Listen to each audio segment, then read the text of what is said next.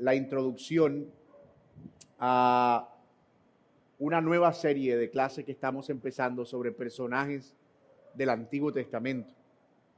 Y por supuesto, nuestra intención ha sido ser cuidadosos de que nadie vea equivocadamente estas figuras de la Biblia, por lo que hemos tratado de hacer una enseñanza de introducción que nos permita poder poner todo esto en perspectiva. Y que la Biblia no se trata de historias de superhéroes, ni se trata de personajes con los cuales nos identificamos porque nos parecen extraordinarios, poderosos, íntegros, valientes, sino porque hacen parte de una historia mucho más grande que nos apunta a un único héroe, a nuestro Señor Jesucristo.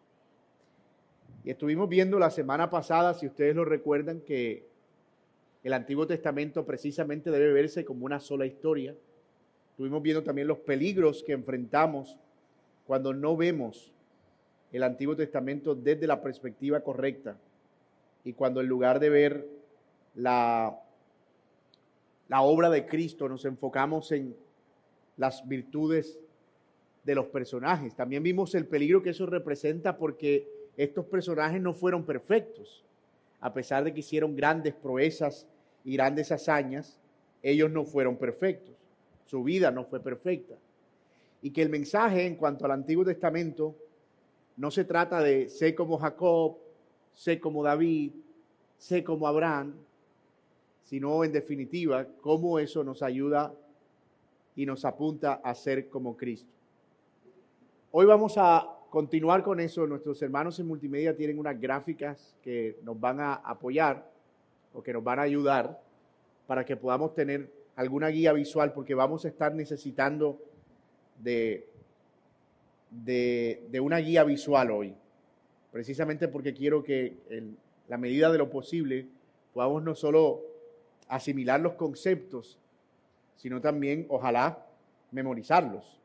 Así que, mis hermanos, vamos a continuar con esta segunda parte del estudio que tiene que ver justamente con las distintas herramientas que nosotros podemos usar para ver a Cristo en el Antiguo Testamento. Es decir, cómo podemos nosotros correctamente hacer conexiones, porque vemos que no se trata simplemente de pensar, mira, aquí esto me parece que puede ser como Cristo, entonces vamos a ver a Cristo aquí en el Antiguo Testamento porque a mí me parece que aquí hay una gotica de sangre, entonces, o roja, y como aquí hay una gotica roja, entonces eso tiene que apuntar a Cristo. Decíamos que eso es un peligro, es el peligro de la alegoría. Entonces debemos, por supuesto, evitar eso.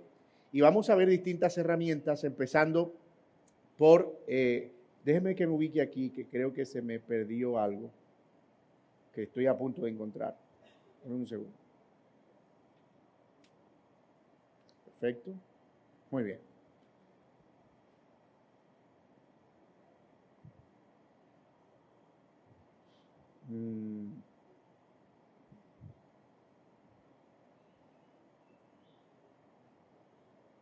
Denme un segundo, por favor. Les pido excusas.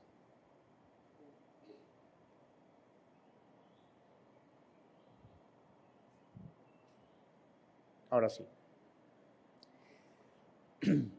Y vamos a ver entonces, como les dije, las herramientas para nosotros encontrar a Cristo en el Antiguo Testamento. Pero antes de eso debemos responder a la pregunta, ¿es realmente necesario y bíblico hacer eso?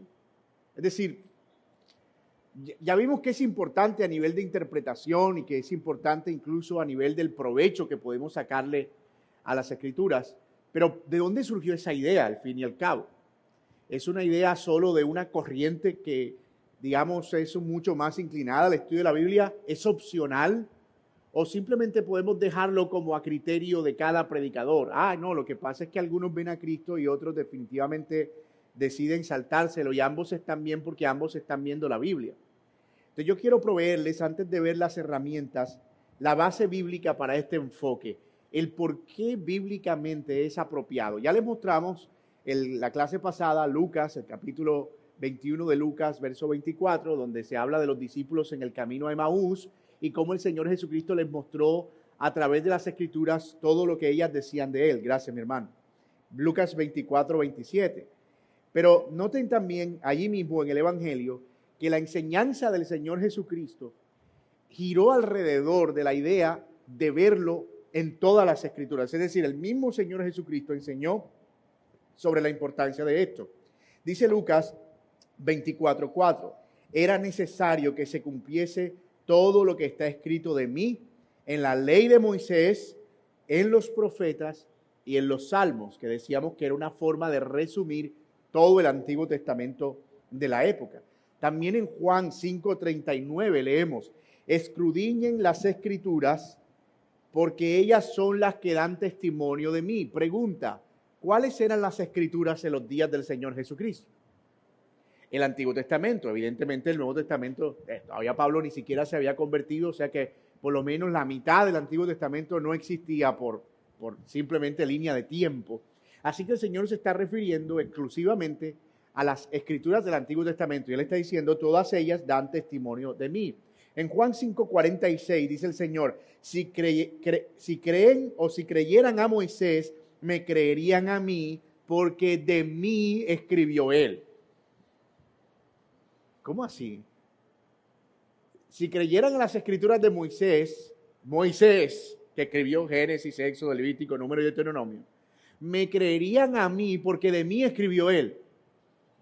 Yo diría, ¿y dónde escribió textualmente Moisés sobre Cristo? Es evidente que el Señor se está refiriendo a las distintas formas en que los escritos específicamente del Pentateuco, esos primeros 5 libros del Antiguo Testamento, apuntaban a una figura que iba a venir en el futuro y que sería ni más ni menos que nuestro Señor Jesucristo. Miren, ya solo eso ya debería ser testimonio suficiente para nosotros, el testimonio de Cristo. Pero supongamos que necesitemos algo más de evidencia. Los apóstoles practicaron esta forma de leer el Antiguo Testamento. Hechos 3:24 dice que Pedro, todos los profetas desde Samuel en adelante han anunciado estos días, hablando específicamente de los días en los que el Señor Jesucristo venía para sanar a los enfermos. Acuérdense lo que está pasando en Hechos 3, que es un cojo, un paralítico que es sanado. Y luego ellos, alrededor de la multitud que se aglomera para ver el milagro, empiezan a predicar. Y dice, esto está anunciado en los profetas, dice el apóstol Pedro. Hechos 10:43, de este dan testimonio todos los profetas. En el contexto, es la enseñanza alrededor de la casa de Cornelio y todo lo que está pasando ahí sobre cómo el evangelio se está expandiendo. La predicación de los apóstoles está apuntando al hecho de que de Cristo daban testimonio todos los profetas. ¿Cuáles profetas? Pues los profetas del Antiguo Testamento. Por otro lado, en Hechos 26, 22 al 23, dice Pablo, no diciendo nada fuera de las cosas que los profetas y Moisés dijeron que habían de suceder, y todo esto al respecto del Señor Jesucristo. El mismo Pablo a los Corintios, en primera a los Corintios capítulo 1 y 2, dice, cuando fui a ustedes no fui con palabras de humana sabiduría, sino que en demostración del poder, y me propuse no saber nada entre ustedes, sino a quién, a Cristo y a este crucificado. ¿De dónde sacaba esas ideas el apóstol Pablo? Pues por supuesto que del Antiguo Testamento y todo lo que las Escrituras del Antiguo Testamento decían acerca de él. De hecho, el mismo Antiguo Testamento, para devolvernos un poco, anticipa esto. En Deuteronomio 18:15 dice, profeta de en medio de ti, de tus hermanos como yo, te levantará el Señor tu Dios. El Señor hablándole a Moisés dice, profeta de en medio de ti, de tus hermanos como yo, te levantará el Señor tu Dios, hablando de un profeta que vendría y que los judíos entendían que debía ser un profeta superior a Moisés. Por otro lado, el Salmo 110, el sacerdote y rey según la orden de Melquisedec, que era una referencia directa a nuestro Señor Jesucristo que validamos el domingo pasado en Hebreos capítulo 7. Isaías 53, todo Isaías 53 es una declaración más precisa, no puede ser, de los sufrimientos del siervo sufriente, herido por nuestras transgresiones, molido por nuestros pecados, el castigo de nuestra paz fue sobre él. No había una manera en la que eso se cumpliera en otro ser que no fuera el Mesías, el Cristo y en la cruz. De hecho, si han leído también el Salmo 24, es un salmo precioso sobre la descripción de los dolores del siervo sufriente, herido, traspasado, no le dieron agua, en lugar de agua, vinagre, y todas estas cosas que apuntaban específicamente a la muerte del Señor Jesucristo. Daniel 7, del 13 al 14, el Hijo del Hombre que recibe dominio eterno, esa visión que está viendo el profeta Daniel, incluso la piedra que golpea la gran estatua de Nabucodonosor, no podía ser otra cosa que un reino que destruiría los reinos de este mundo.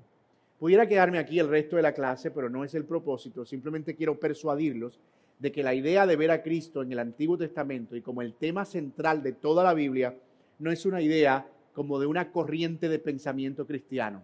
Como que, mira, este es el estilo de este predicador, que él ve a Cristo en todas partes. Aunque a mí me gustan más los que ven de todo en todas partes. Pero la verdad es que no es opcional. Ni siquiera es algo que yo tengo que escoger si me voy por este lado o me voy por otro. No, Jesús, los apóstoles y el Antiguo Testamento mismo nos muestran que la forma de leer el Antiguo Testamento es tratando de verlo como una historia que apuntaba directamente al Señor Jesucristo. Como ya están persuadidos y su cara los dice, porque todos están como que eso es verdad, es así, es así. Entonces, vamos ahora sí a ver cuáles herramientas podemos utilizar para nosotros conectar con Cristo en el Antiguo Testamento. Si usted está perdido porque está viniendo solo a esta clase, le recomiendo que vea la clase anterior, que fue donde hablamos acerca de por qué es importante ver a Cristo, los errores que se cometen, cuál es la manera correcta de hacerlo. Y ahora lo que vamos a hacer es darle herramientas, porque de nada nos sirve convencernos de que sí, tenemos que ver a Cristo en el Antiguo Testamento, pero ¿cómo hago eso? Y algunos piensan, yo creo que yo necesito ser como un teólogo para ver eso. O yo necesito estudiar teología avanzada para ver eso. La verdad es que sería muy cruel, siendo Cristo el tema central de la Biblia, que solamente ciertas personas con cierta capacidad puedan llegar a poder hacer eso. Sería bastante cruel, porque entonces solo un pequeño grupo podría tener ese privilegio y los otros tal vez solo estar destinados a las migajas que puedan caer de esa mesa intelectual. Y la verdad es que no. La verdad es que si solo tenemos la capacidad de poder leer las Escrituras y comprenderlas, nuestros ojos pueden ser abiertos por el Espíritu Santo para ver todas esas verdades y para poder ver a Cristo desde el Antiguo Testamento. Sin embargo, no está de más tener ayudas o técnicas que nos permitan poder identificar como si usted de lo que subraya Biblia, de esas cositas que dice, oye, esto está importante, todavía no sé profundamente qué es, pero voy a hacerle una bolita y voy a ponerle al lado, investigar. ¿Cierto? Oye, esto está sospechoso. Voy a subrayarlo aquí porque me parece que esto puede estar apuntando a Cristo. ¿Sí? Entonces, por lo menos que usted le pueda saltar el ojo. Eso es como cuando uno aprende reglas de gramática. Uno habla bien, ¿verdad? Y uno está hablando y uno sabe cómo comunicarse. Pero usted le dice, mira, conjúgame el verbo en pluscuamperfecto de correr. Ojalá en pretérito. No queda como... ¿Cuál es el gerundio de caminar? Está como... Yo sé hablar. De ahí a los términos técnicos y lo que está pasando mientras hablo, no sé. Entonces, digamos que de alguna manera ya todos podemos leer la Biblia. Ahora lo que vamos a hacer es identificar cuándo hay un gerundio, cuándo hay un pluscuamperfecto, cuándo hay un presente continuo, cuándo hay una tipología, cuándo hay una conexión válida, cuándo hay una referencia, cuándo hay una validación, cuándo hay un positivo o negativo, etc. Perfecto. Vamos entonces con la primera herramienta, la tipología. La tipología. La primera herramienta, y quizá la más importante, bueno, la más importante no, la más común, que usamos para conectar a Cristo desde el Antiguo Testamento con el resto de la Escritura es la tipología. En definición, una tipología, eso está bien chiquito, les pido perdón, hermano, que eso está increíblemente pequeño. No se puede poner toda sin las cosas de abajo, ¿no? Porque yo creo haberla enviado limpias, pero si se pueden poner todas, porque la letra no ayuda mucho. Pero bueno, aunque yo creo que esa es una larga, ¿verdad? Que tenía varias y entonces hay que recortarla. Bueno, como quiera, confíen en el predicador. La tipología, en definición, una persona, evento o institución del Antiguo Testamento que Dios diseñó para prefigurar una realidad mayor en Cristo. En castellano, un elemento en el Antiguo Testamento que Dios usa para darnos como un anticipo, como una referencia de lo que será en el Nuevo Testamento. El Señor Jesucristo. Equiparado con una película, no sé si usted ha visto, si usted es detallista de las películas y usted va, digamos, a cine o en Netflix o donde usted vea las películas y usted ve que la película empieza con unos zapatos en un primer plano viejos colgados. Uno no se ha visto la película, pero dice, algo va a pasar con esos zapatos de la película. Yo no sé qué será, pero algo va a pasar con ese zapato. Y por allá al final de la película, vuelven a mostrar los zapatos. Viste, yo te dije que algo iba a pasar con esos zapatos. Y los zapatos, no sé, pueden estar en los pies de alguien, pueden ser que eran los zapatos extraviados de alguien, pero uno dice, esa señal que me dieron ahí, yo sabía que apuntaba a algo. Y vine a descubrirlo cuando me terminé de ver la película. Bueno, esos zapatos son una tipología, por así decirlo, guardando las enormes proporciones. Solamente estoy tratando de ilustrar el concepto de lo que se conectaría mucho más adelante. Una tipología es eso, y puede ser un evento, un personaje, una historia, un fragmento de una historia, un acontecimiento, puede ser una realidad, digamos, de alguna situación que un personaje la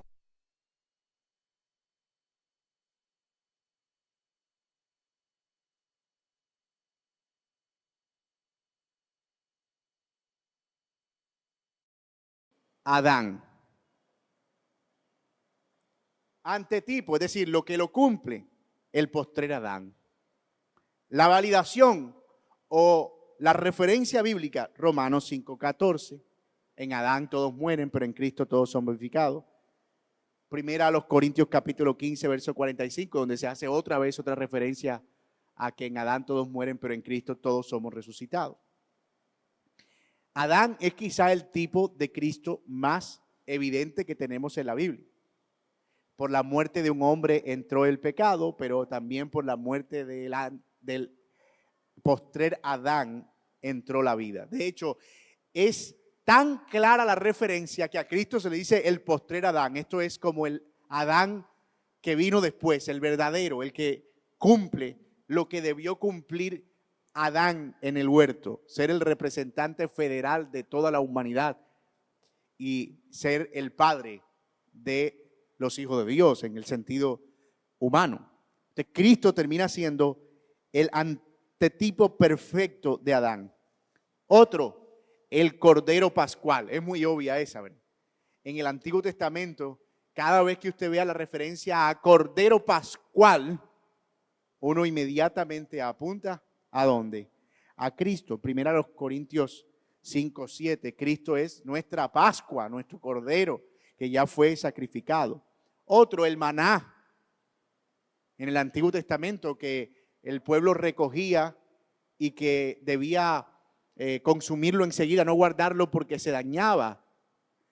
Es un tipo de Cristo. Noten que pueden ser, como ven, personas, personajes, cosas, ¿cierto? No necesariamente las tipologías son personas.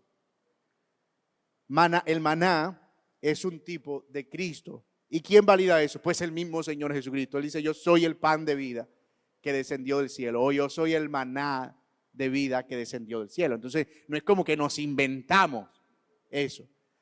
Aunque pudiera tener mucho sentido. Mira, el maná caía del cielo y le daba alimento al pueblo y le daba sustento y ellos debían depender de él todos los días. A mí me parece que Cristo es como lo mismo. Sí, pudiera funcionar por inferencia mía, pero yo necesito la validación del Nuevo Testamento, porque si no, perdóneme la expresión, esto se nos vuelve una recocha. Entonces todo el mundo empieza a ver conexiones en todas partes. Por eso es imprescindible que esas conexiones sean validadas por el Nuevo Testamento. Por otro lado, tenemos la serpiente de bronce. Impresionante esa referencia. ¿Se acuerdan? En el libro de Números, el pueblo se vuelve rebelde. Es increíble. De hecho, es una de mis referencias favoritas de tipo ante tipo en toda la Biblia. El pueblo se vuelve rebelde, se van de espaldas al Señor, quieren matar a Moisés y el Señor envía juicio, unas serpientes ardientes en el desierto que empezaban a morder y a comerse a todo el mundo. Y el Señor le dice a Moisés, mira, levántate una serpiente de bronce más alta que todos. Y cuando alguien sea mordido por la serpiente, que mire a esa serpiente y será sanado y salvado inmediatamente. Y Jesús, en el discurso que le está dando a Nicodemo, explicándole el nuevo nacimiento y cómo es que una persona podía nacer de nuevo y ser salva, le dice, mira, así como Moisés levantó la serpiente en el desierto, el Hijo del Hombre será levantado para que todos los que miren a él sean salvos. ¡Wow! Eso es impresionante. Eso es impresionante. Cuando uno ve las historias, dice, no puede ser. Estaban tan relacionados. Yo que veía las películas de Semana Santa, eso me parecía tan espectacular. Esa serpiente de bronce. Y todo eso tenía que ver con Cristo. Impresionante. ¿Y quién valida eso? Pues el Señor Jesucristo. Juan 13, 14 y 15. Jonás es otro. Hay un evento. A veces lo pasamos por alto. Hay unos marineros paganos que claman a sus dioses en medio de una tormenta. ¿Se acuerdan de la historia de Jonás? Y ellos están tan desesperados porque quieren que la ira del Señor se calme. Y Jonás dice lo más evangélico que ha dicho en toda su vida. Levántenme y arrójenme al mar, porque con mi muerte la ira del Padre se aplacará. ¿Les suena familiares? ¿Y qué hicieron? Levantaron a Jonás por encima del borde del barco y lo tiran a las profundidades. ¿Y qué pasó con la ira del Padre? ¿Se calmó?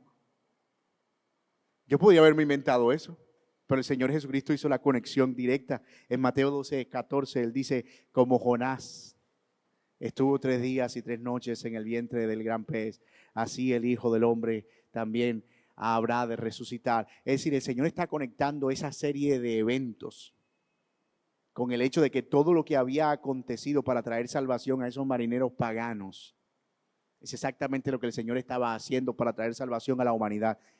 Era levantando al Hijo de Dios para luego llevarlo a las profundidades y para luego resucitarlo al tercer día entre los muertos. Eso es impresionante. Pero nosotros estamos creyendo que la historia de Jonás es sobre hacerle caso a los padres, porque si no, cuando vaya a la playa te traga un tiburón. ¿Pueden ver la diferencia? Eso cambia nuestra manera de leer las Escrituras. Porque ya no es el Jonás desobediente solamente, sino como está contando una historia mucho más grande. Pero también cosas como el templo, construido en el Antiguo Testamento por Salomón y luego reconstruido por Nehemías y después construido por Herodes. El mismo Señor Jesucristo dice que Él es ese templo, el cuerpo de Cristo, en Juan 2, 19 al 21. Yo espero que esos ejemplos, que son solo unos pocos, nos sirvan para entender de qué va el tipo y el antetipo. Entonces, para yo validar una tipología, ¿qué debe haber? Un tipo, una cosa en el Antiguo Testamento, un personaje, un evento.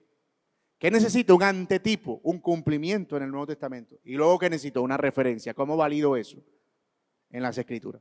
Vamos bien. ¿Vieron que no se necesita ser teólogo para ver qué yo les dije?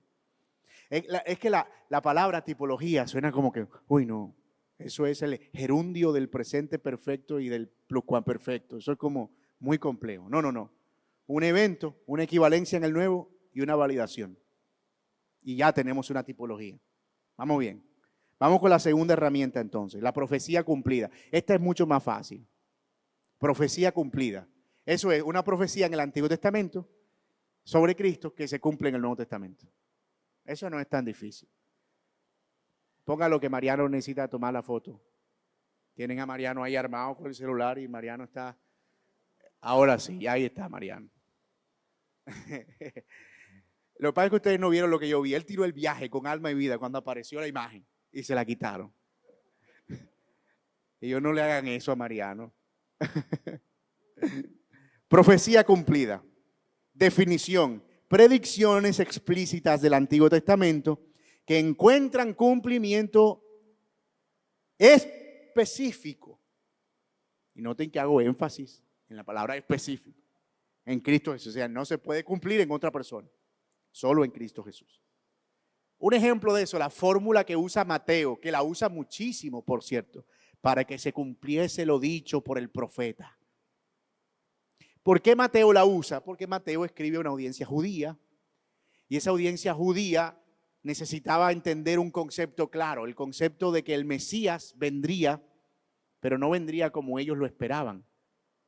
Así que lo que hace Mateo es mostrar que todas esas profecías del Antiguo Testamento acerca del Mesías tuvieron su cumplimiento en Cristo. Por ejemplo, el nacimiento virginal de Cristo está profetizado en Isaías 7:14 y tiene su cumplimiento en Mateo 1 del 22 al 23. Allí también le sirven mucho esas referencias de la Biblia cruzadas. Cuando uno ve esa profecía, normalmente es muy útil verla en el Nuevo Testamento. Donde dice, para que se cumpliese lo dicho, ok, busco referencia. Está entonces en Isaías. Me voy, ok, entonces esta fue la profecía. Ahí el ejercicio podemos hacerlo al revés, pero no porque estamos validando, sino porque estamos cruzando información. Y obviamente como está la fórmula para que se cumpliese lo dicho, entonces nos ayuda mucho ver dónde fue que se dijo eso. ¿Cierto? El lugar de nacimiento del Señor no pudo haber sido más específico. Miqueas capítulo 5, versículo 2, pero lo dice Mateo 2 del 5 al 6, que Él nacería en Belén. Otra vez, ¿qué estamos viendo aquí? Pues estamos viendo una profecía, pero estamos viendo también la validación de ese cumplimiento de manera explícita en las Escrituras. La entrada a Jerusalén se profetizó en Zacarías 9:9 y luego se ve su cumplimiento en Mateo 21 del 4 al 5. La traición por 30 piezas de plata se profetizó en Zacarías 11 del 12 al 13 y tuvo su cumplimiento en Mateo 27:9. La crucifixión de Cristo en el Salmo 22, yo había dicho al principio el Salmo 24, fue una errata, así que les pido excusas, era el Salmo 22, no el Salmo 24. La crucifixión de Cristo, ¿dónde se cumple? Pues en todos los evangelios, con todos los detalles de esa crucifixión. La resurrección de Cristo en el Salmos 16, verso 10, y tiene su validación en Hechos 2, del 25 al 32. Así que quizá de la profecía y cumplimiento es una de las más fáciles de ver, porque normalmente vamos a ver esa fórmula en el Nuevo Testamento. Aquí se está cumpliendo una profecía. Y lo que debemos hacer es buscar cuál fue esa profecía. ¿Verdad? Entonces, quizá esa es la otra metodología que podemos emplear para conectar a Cristo desde el Antiguo Testamento con el Nuevo Testamento. La tercera herramienta es la herramienta de tipo antetipo o de positivo negativo. Es el personaje del Antiguo Testamento que anticipa a Cristo por similitud, pero Cristo es infinitamente mayor. Es cuando hay una similitud entre los personajes, pero Cristo es infinitamente superior. Un ejemplo de eso, José, quizás el más conocido. Miren esto. Rechazado por sus hermanos, Jesús fue rechazado por los suyos. Vendido por plata, Cristo fue vendido por plata. Exaltado después de sufrir mucho, Cristo fue exaltado tras la cruz. Fue el salvador de su pueblo, Cristo fue el salvador del mundo. Y lo más importante, perdonó a quienes lo traicionaron, Cristo perdona a aquellos que le ofenden. ¿Lo ven? La historia de José tiene un equivalente precioso, pero siendo Cristo superior. Entonces, cuando estamos viendo estos elementos también, que son elementos que componen el Evangelio y los propósitos de Cristo, también estamos viendo referencias. Con esto hay que ser mucho más cuidadoso, porque estas no son referencias validadas. No hay un texto en el Nuevo Testamento que diga que Cristo es como José. Y fíjate que lo que vemos son más bien bloques o elementos que conectan con temas que se relacionan con el Señor Jesucristo. Y ahí debemos usar un lenguaje apropiado. Cuando yo veo este tipo de conexiones, yo no debo decir, José es exactamente un tipo de Cristo. Aunque pudiera estar diciendo algo preciso, es más fácil o más apropiado decir, José nos está apuntando a la obra de Cristo. José y su historia nos está haciendo pensar en la historia de Cristo. ¿Por qué? Porque si yo digo que es un tipo, yo tengo que buscar la validación. Entonces no voy a encontrar ninguna en el Nuevo Testamento. Pero es evidente que su historia y el desarrollo de su historia nos conecta con temas que están relacionados inequívocamente con el Señor Jesucristo y que nos relacionan con el Evangelio, es decir, con su obra en general. Entonces no podemos ser tan simplistas como decir José y Cristo, sino como pedazos de la historia, porque obviamente no todo José es un tipo de Cristo y no todos los detalles de la historia son detalles que conectan con la obra de Cristo. Entonces, cuando se trata de ese tipo de referencia, debemos ser un poco más cuidadosos, pero obviamente son igualmente asombrosas y requieren quizá un poquito más de avidez, de conocer un poco más las Escrituras, de manejar los temas grandes del Evangelio para tratar de verlos cuando estén ahí, y tienen una característica mucho más devocional, mucho más de asombro, a veces mucho más aplicativa también.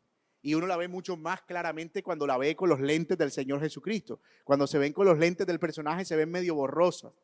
Por ejemplo, uno ve la reconciliación entre José y sus hermanos y uno le da ganas de llorar porque uno piensa en sus hermanos. Los hermanos con los que estoy peleado. Oye, yo no le hablo a mi mamá desde el año pasado. Oye, mira, José perdona a su hermano. Y uno le da como cierto sentimiento, ¿cierto? Pero ya con Cristo tú no piensas solamente en ese perdón horizontal, sino que estás pensando en el perdón que tú mismo recibiste. Entonces la similitud toma una importancia mucho mayor porque se conecta directamente con tu realidad. Eso es bien importante, mis hermanos, que nosotros sepamos cómo hacer esas conexiones. Ahorita estamos viendo, por ejemplo, los que escuchan el devocional de Un Día a la Vez, hoy hablamos acerca de, estoy haciendo un análisis visual de la fidelidad de esta iglesia a los devocionales de Un Día a la Vez. El abrazo. Yo sabía que Diana estaba al día. No sé por qué sospecho que Diana tiene un librito donde toma notas también de lo devocional. Pero el abrazo entre Esaú y Jacob, hay elementos preciosos allí. ¿Quién fue el ofendido? Esaú. ¿Y quién es el que corre? Esaú. Y se abrazan. ¿Y cuánto tiempo que había pasado? Y nada de lo que hizo Jacob para obtener ese perdón, obtuvo ese perdón. Algo pasó en el corazón de Esaú, no sabemos. Pero el Señor desarraigó una raíz de amargura. ¿Se les hace familiar esa historia? Pues claro que sí, mi hermanos. Es el Señor quien toma la iniciativa para inclinarse a nosotros y acercarnos a Él. ¿Ven? Pero no es un tipo ante tipo. Aquí está Esaú, que es un tipo de Cristo. Pero cuando yo digo eso, yo tengo que pensar, ¿hay un pasaje de la Biblia con el que yo pueda conectar estrictamente esta referencia? Posiblemente no. Pero lo que sí puedo hacer es lo que llamamos una triangulación teológica. Es decir, tomo el concepto, lo llevo al Evangelio y lo aterrizo a Cristo. Veo el principio del Evangelio y lo aterrizo a Cristo. ¿Y por qué puedo hacer eso? Porque parto de la idea de que la historia de la redención es una sola historia. Que la Biblia no está contando historias diversas, sino que son como pequeños caminos que conducen a una carretera principal que nos lleva al final a Jesucristo. Entonces yo con confianza puedo hacer esas triangulaciones en el Evangelio, es decir, llevarlos a Cristo y al Evangelio y aterrizarlos en Cristo, porque parto de nuevo de la idea de que es una sola historia, no historias distintas contándose de diferentes maneras. Vamos bien, vamos por la cuarta herramienta. Antetipo negativo. Lo que vimos ahorita era el antetipo positivo. José y todo lo bueno que hizo apunta a a Jesús y su obra perfecta. Pero en la Biblia podemos hacer el ejercicio al revés. ¿Usted alguna vez, bueno, aquí los más jóvenes no estarán familiarizados con eso? Oye al anciano hablando, al anciano. Los más jóvenes. ¿No? ¿Usted recuerda las cámaras fotográficas de rollo? ¿Cierto? No, usted puede ver las canas moviéndose aquí como que claro. Tener una cámara de rollo era hacer clase media alta en esa época, tirando a alta. ¿Cierto? Y si eras amigo del que revelaba, tú eras abajito el alcalde. Pues era, puedo tomar mi foto y mi amigo me la revela. Eso era una cosa impresionante. Esos negativos, ¿se acuerdan? Los rollos, cuando se tomaba la foto quedaba un negativo. Uno siempre salía con la boca morada, con un hueco en la boca, los ojos se veían. Y uno ¿qué hacía? Uno, para tratar de ver cuál revelaba, la ponía contra el sol. Esa salió mala. Esta está buena, esta está, márcala ahí, márcala. Eso es lo que uno llama un negativo. Se ve como borroso. Pero cuando se revela, ya se ve con toda la nitidez. Bueno, eso es lo que llamamos las referencias negativo-positivo o de contrastes en el Antiguo Testamento, que no es ya viendo lo positivo del personaje o del evento, sino lo negativo. El ejemplo por excelencia, Adán. Adán es el ejemplo de positivo negativo. Adán cumple la función de ser tipo antetipo porque tiene validación en las Escrituras, pero cumple también la función de ser negativo, positivo o contraste. Por ejemplo, en un jardín perfecto, ¿qué hizo Adán? Desobedeció. En el Getsemaní, ¿qué hizo Cristo? Obedeció. Por un hombre entró el pecado. ¿Quién? Adán. En contraste, por un hombre vino la justicia, Cristo. Adán nos representa en caída, Cristo nos representa en redención. ¿Ven? El positivo negativo. El mismo Jonás puede ser tipo negativo, positivo. El Señor le dice, ve a Nínive, aquella gran ciudad, y pregona contra ella. ¿Qué hizo Jonás? Desobedeció. Isaías 6 dice, ¿a quién enviaré y quién irá por nosotros? ¿Quién vino? El Señor Jesucristo traspasando los cielos y muriendo en la cruz. Un ejemplo perfecto de obediencia. Jonás es el negativo en obediencia de Cristo. Y así podemos encontrar también estas referencias de negativo positivo en las Escrituras, con las que debemos también tener el mismo cuidado. No digo que debemos omitirlas, pero debemos ser cuidadosos de hacer siempre las triangulaciones respectivas, es decir, no ir directamente al Nuevo Testamento porque no tengo dónde aterrizar. Entonces lo que hago es como que me fabrico un puerto de aterrizaje. Voy al Evangelio y tiro una pista, una conexión, y luego mi texto cae ahí. Diferente a cuando tengo la pista ya armada, cuando tengo la referencia, yo voy directo. ¿Tiene sentido, verdad? Muy bien, perfecto. Finalmente, una de mis favoritas, la teología bíblica o las líneas temáticas. Esta me parece quizá una de las herramientas más poderosas para conectar con Cristo, y es seguir un tema a través de toda la Escritura hasta su cumplimiento en Cristo. Seguir un tema hasta su cumplimiento en Cristo. Ustedes conocen la historia de Hansel y Gretel, la historia de cuentos de los hermanos Grimm que se desarrolla en los bosques alemanes, ¿sí? No es una historia tan bonita como la presenta en los cuentos de los hermanos Grimm en Caracol por la mañana los sábados. Todavía lo dan, ¿verdad? Sí.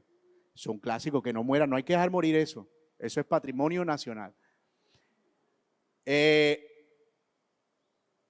¿Recuerdan cuál es el tema, la trama central de cuentos de los hermanos Grimm, en este caso de Hansel y Gretel? ¿Quién se acuerda? Daniel, necesitamos un semi-otaku por aquí. ¿Ah? Van soltando ¿qué? Migajitas de pan, ¿verdad? Que van soltando. Y entonces, para ellos dejar pistas, porque las roban, y entonces era la forma en la que el hermano podía encontrarla, etc. Y él lo que hace es que va recogiendo esas señales que ella va dejando en el camino hasta que definitivamente llega a la casa donde ella la tenían. Bueno, más o menos lo que sucede con la Biblia es que en su desarrollo se van soltando migajas de pan, que cuando las vamos recolectando y vamos con la cabeza enterrada en el camino, de repente no encontramos más y vemos el pan. ¿Cierto? Ya como que llegamos al pan del que se estaban cayendo esos pedacitos, a Cristo. Eso es más o menos lo que hace la teología bíblica o las líneas temáticas. Algunos temas claves que podemos seguir a lo largo del desarrollo del Antiguo Testamento. Por ejemplo, el templo. El templo.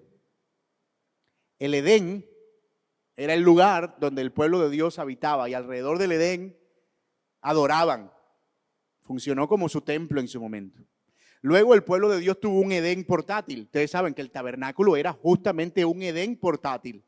Todos esos temas de madera, pieles de animales, cedro, el candelabro. Que el candelabro no era un candelabro, el candelabro era un árbol con 7 ramas que debían estar encendidas y que les iba a recordar a ellos precisamente el árbol de la vida. El olor a incienso, las piedras, todo eso son elementos típicos del Edén, que el Señor incorporó ahí adentro para recordarles que era el lugar del que ellos habían sido expulsados y al que no podían entrar. Y ellos van caminando con ese Edén portátil por todo el desierto, atravesando todo el desierto, pero eso era su lugar. Y lo que el Señor les estaba diciendo es, este es el lugar en el que ustedes deberían entrar, pero no pueden entrar. Solo puede entrar uno con sangre ajena, y le estaba estableciendo la forma. Pero luego eso evoluciona y se convierte en un templo. Edén portátil, el templo construido por Salomón, que era un templo tan lleno de gloria, donde estaba precisamente estos elementos también del tabernáculo. Y finalmente llegamos a Cristo. Juan 2:21 es un pasaje claro que habla de cómo Cristo es precisamente el tabernáculo. Él es el templo. Hablándole a los discípulos, Juan, el apóstol Juan, hablando acerca de Cristo, del Logos, dice, y el Verbo se hizo carne y habitó entre nosotros. Y esa palabra habitó hizo un tabernáculo, se tabernaculizó entre nosotros. Y vimos su gloria como el unigénito del Padre, lleno de gracia y verdad. Todos sus elementos son del Antiguo Testamento. Ahora, ¿quién es el templo? Su iglesia en Cristo. Y finalmente, ¿a dónde llegaremos? A un templo, a la Nueva Jerusalén. O sea, ese tema del templo atraviesa toda la Escritura. Y son como piedras en las que uno va saltando. ¿Usted alguna vez jugó parquet de piedra en piedra? Que no es parquet de línea en línea, sino parquet de seguro en seguro y salida en seguro. O sea, solo tienes que sacar 5 y 7, 5 y 7. Bueno, ir a través de esos temas es como jugar parqués de piedra en piedra, ir saltando a través de los temas y cómo van avanzando progresivamente hasta llevarnos a el final, en este caso a la Nueva Jerusalén. Pero el templo no es el único concepto que nosotros vemos atravesando en toda la Biblia. Está también el concepto del reino, que es un tema también cardinal en toda la Escritura. Por ejemplo, el reino que estaba dominado por Adán en el Edén, luego la teocracia, que era Dios gobernando a su pueblo a través de las leyes en el Antiguo Testamento, luego la monarquía davídica y finalmente el reino de Cristo. Adán, Moisés, David, Cristo. Y finalmente el reino eterno que tendremos en la eternidad. Otra vez, son los temas que van atravesando la Escritura. Otro, el pacto, quizá el más conocido por nosotros. El pacto de Adán, el pacto de Dios con Noé, el pacto de Dios con Abraham, el pacto de Dios con Moisés, el pacto de Dios con David y el nuevo pacto que al final nos llevará a la eternidad. Otra vez, son elementos centrales que uno va viendo que van atravesando toda la Escritura. Uno, me encanta, la simiente. Quizá uno de los más épicos. Cuando Adán y Eva caen en pecado, el Señor da su primera profecía. He aquí, la simiente de la mujer herirá a la serpiente en la cabeza, aunque la serpiente lo herirá en el talón. El Señor está diciendo, nacerá de una mujer una simiente, una semilla que herirá la cabeza de la serpiente, aunque la serpiente primero lo herirá en el talón. Y usted ve a partir de Génesis 5 esa simiente desarrollarse a lo largo de todo el Antiguo Testamento. Esa simiente se pone en peligro el día que Caín mata a Abel. Y entonces nos queda una simiente mala, perversa, que comienza a multiplicarse. Pero al final del capítulo 4, la simiente vuelve y retoña en Set. Y Set es una descendencia de hombres piadosos en el capítulo 5, entre los que estaba Enoc y Noé y Matusalén y todos estos hombres piadosos. Pero en el capítulo 6, otra vez la simiente se pone en peligro al mezclarse con la simiente pecaminosa. Viene el juicio de Adán, de del diluvio, y luego del diluvio otra vez la simiente retoña en Noé, pero esa simiente estaba como medio afectada por el pecado, y esa simiente luego pasa a Abraham, y de Abraham a Isaac, y de Isaac a Jacob, y luego de una familia es un clan, luego de un clan es una nación, es el pueblo de Judá, el pueblo luego es un reino en David, y finalmente en Gálatas dice el apóstol Pablo que esa simiente no es otro sino Cristo. O sea, que esa simiente prometida en el Antiguo Testamento no es otro sino Cristo. Y no dice simientes como si fueran muchas simientes, sino la simiente como si fuera una sola. Y dice Pablo claramente, la cual es Cristo. Entonces, cuando yo voy viendo esa palabra simiente, entonces voy también recorriendo una historia, una línea temática, un vehículo que también nos conduce a través de todo el Antiguo Testamento. Otro elemento, el sacrificio. Por ejemplo, cuando Adán y Eva caen en pecado, ellos son cubiertos por túnicas de pieles de animales, y eso está enviando un mensaje. Tuvo que morir un animal inocente para poder cubrir la culpa de quienes habían transgredido. Y luego viene Abel y aparece el sacrificio de Abel, del que se habla en el Antiguo Testamento. Y luego viene Noé y aparece el sacrificio de Noé. Y luego viene el sacrificio de Isaac en el monte Moriah. Y luego vienen los sacrificios de Jacob. Y luego los sacrificios que son estandarizados en el Antiguo Testamento en la ley levítica. Hasta que llega al Nuevo Testamento para mostrarnos el Cordero de Dios inmolado que quita el pecado del mundo. Entonces el cordero, el sacrificio son otros elementos. Y no son únicos, o sea, hay otros temas que nos ayudan a ver cómo se van desarrollando estas temáticas a lo largo de la Biblia. Y el último de ellos, el sexto, la sexta herramienta, el ver los oficios distintos de Cristo. En Cristo convergen, se mezclan, se unen tres oficios. El oficio de profeta, el oficio de sacerdote y el oficio de rey. En los tiempos del Antiguo Testamento, un profeta era un profeta, punto. Un rey era un rey, un sacerdote era un sacerdote. De hecho, no sé si ustedes recuerdan, pero hubo problemas por reyes que quisieron ser sacerdotes. Usías o Ezequías. Se metieron al templo y el Señor los enfermó porque abusaron. Porque eran oficios separados. Bueno, en Cristo convergen esos eventos. Así que cuando tú veas a un profeta, Samuel, Elías, Isaías, todos hablaron parcialmente de Cristo, pero Cristo dice: el que me ha visto al Padre. Él es la palabra profética más segura, él es el profeta de profetas. En cuanto a los sacerdotes, Aarón, sus descendientes, sacrificios repetidos, y esos sacrificios nunca eran suficientes, pero Cristo es un sacerdote para siempre, y es un sacrificio perfecto, Hebreos 7-10. Y la figura del rey, que es el gobierno de Dios, Saúl falló, David pecó, Salomón se corrompió, los jueces que existieron no sirvieron, ninguno de los reyes, por muy perfectos que fueron suficientes, pero Cristo es el Rey de reyes y el Rey eterno. En un sentido, el profeta es la palabra de Dios al pueblo, lo que Cristo es para su pueblo. El sacerdote es el mediador para el pueblo, lo que Cristo es para su pueblo. Y el rey es el gobierno de Dios a su pueblo, lo que Cristo es para su pueblo. Entonces esos oficios también nos ayudan a conectar con la obra de Cristo. Wow, 6. Estamos comprimiendo un curso aquí de hermenéutica cristocéntrica en 1 hora. Y nos quedan 2 minutos para cerrar. 2 minutos. Todo esto, hermanos, debe llevarnos a una realidad. Y esa realidad es que nuestra lectura de las Escrituras debe cambiar. No podemos leer la Biblia usando la técnica del pavo, que es como, el pavo, usted sabe, le echa maíz y está como... Y aquí, y va comiendo como por pedacitos. Y a veces leemos la Biblia de la misma manera. Abrimos a donde caiga. Y ahí hacemos el devocional. Miren, resuelvan ser lectores consecutivos de las Escrituras. Si va a escoger un libro, léaselo completo. Si le queda difícil, léase uno al mismo tiempo. No tiene que estar leyendo 4 o 5. Pero si usted es juicioso, siga el plan de lecturas del devocional de un día a la vez. Y se va leyendo 4 libros al mismo tiempo. 2 en el Antiguo Testamento, 2 en el Nuevo Testamento. Pero lea la Biblia de manera consecutiva. Porque es la manera en la que podemos percibir estos patrones y ver estas conexiones. De lo contrario, todo nos va a parecer fuera de contexto.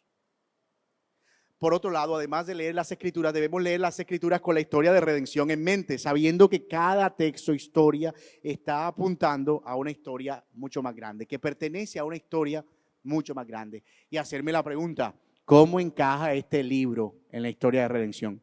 ¿Cómo encaja este pedazo de la historia en la historia del libro? ¿Cómo encaja este personaje en el pedazo de la historia que encaja a su vez en la gran historia de redención? ¿Cómo encaja este versículo en el personaje que encaja en el pedazo de la historia que encaja otra vez en la historia de la gran redención? Es hacerme las preguntas de cómo encaja esto en la gran historia, antes de hacerme la pregunta de cómo conecta con Cristo, porque puede ser que me esté apresurando y haga una conexión ilegítima. ¿Qué elementos estoy viendo aquí? Hay perdón, hay gracia, hay pacto, hay reino, hay profetas, hay desobediencia, hay obediencia. Hay temas que puedo conectar y elevar al riel de la historia de la redención para aterrizarlos a Cristo.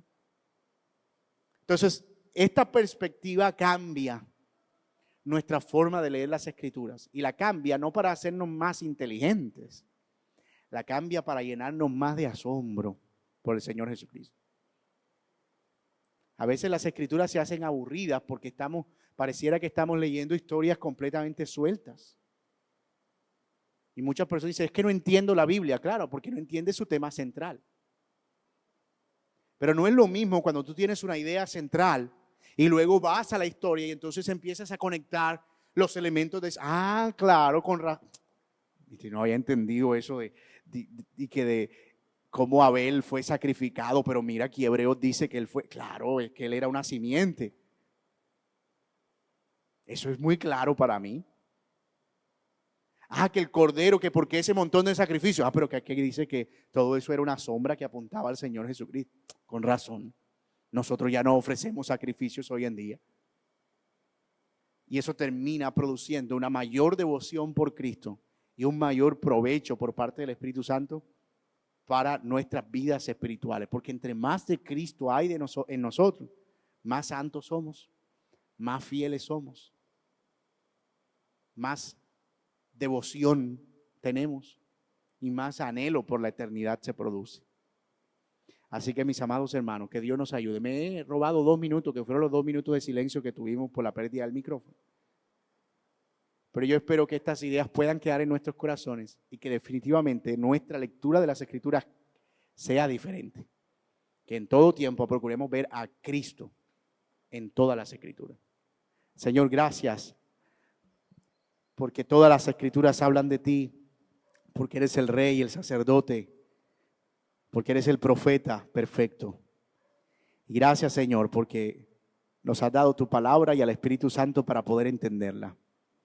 Ayúdanos a ser fieles en este propósito, a leer las Escrituras, Señor, con la intención de encontrarte a ti, pero sobre todo que tú nos encuentres también a nosotros y nos llenes de asombro, de gracia, de favor, que nos llenes de tu gloria. Señor, quiero darte las gracias por traernos a este tema tan importante de las Escrituras y ojalá sea solo un aperitivo para que mis hermanos puedan seguir creciendo en su conocimiento del Señor y estudiando quizá por su propia cuenta, pero Señor, para la edificación y la gloria de tu nombre.